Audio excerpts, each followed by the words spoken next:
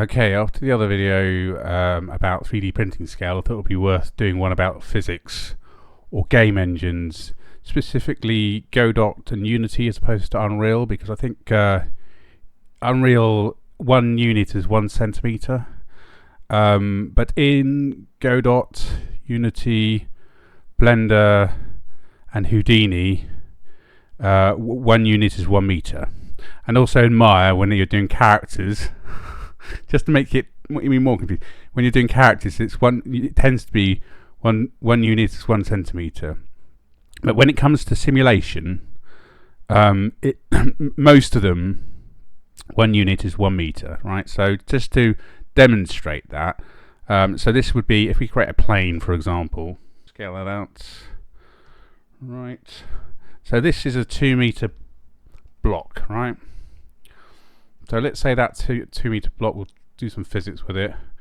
We'll go rigid body, and we'll say average person is about 70 kilograms. Let's say it's 1,000 kilograms, or is that 1 ton? I'm not entirely sure. 1,000 kilograms. Weight of a car. Actually, curious to know. Let me just pause the video. I'm just going to find out the weight of a car. Okay, so done a little bit of research. 1 metric ton, I guess an imperial ton, is 1,000 kilograms, right? And a small car is about 1,300 kilograms. So this is a bit smaller than a small car. And a normal car is about 2,000 something kilograms. So let's imagine this being a small car, I guess, right? And it's how many meters off the ground? So we're looking at the big squares. It's almost 2 meters off the ground, right? So the reason why this is important is that if you're doing simulation, scale is very important, because if you start off with real world scales, you should come up with a very predictable result in terms of if the car is going 70 miles an hour, you need to convert it to meters per second. We're using this, all the 3D programs tend to use the SI units, which is meters, seconds, meters per second, kilograms, right? So if you plug in all those real world values, whatever that is, whatever the car is in kilograms, whatever the time is in seconds, it should all calculate into a physically accurate simulation. If you use real world sizes and real world masses, make sure you get your imperial or metric conversion correct. So anyway, we have this 2 meter block that's 2 meters off the ground, and so if we ran the simulation on it, and I'll stick that as passive, active, passive, right? There we go. Bear in mind that this is caching it out, so this isn't playing back in real time. Obviously, now that it's cached, it should play a lot faster.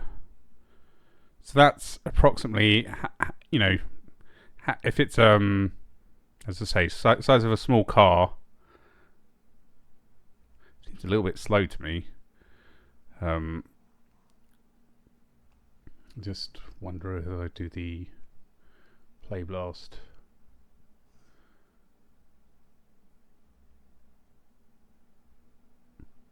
Just make sure that it gets which seems about right. I think smaller objects you expect to fly around. Okay, so let's do something.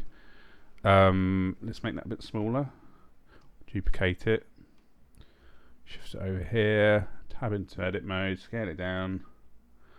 Something like that. Let's say that has the mass of, let's say 70 kilograms is about a weight of a person. So let's put 70 and see how that behaves, and you'll see why they'll behave very differently. You see how long it took the thing with a lot of mass to change directions, whereas the small thing. Okay, so let's go with a 2 liter bottle of milk or something.